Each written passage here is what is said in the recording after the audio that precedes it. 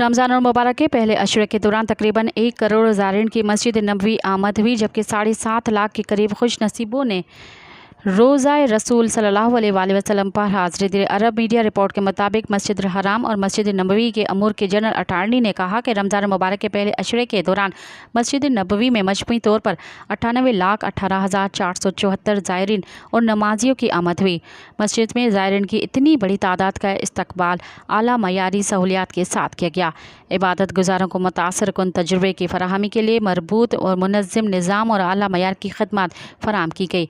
सरकारी एदाद शुमार के मुताबिक रमज़ान के पहले अशरे के दौरान 7,39,702 ज़ायरीन ने रोज़ा रसूल सल्लल्लाहु अलैहि वसल्लम पर सलाम पेश किया। मज़ीद ख़बरन ऐं तफ़सीलात लाइ विज़िट कयो असांजी वेबसाइट www.awamiNewsHD.com ऐं ॾिसंदा रहो अवामी न्यूज़ HD।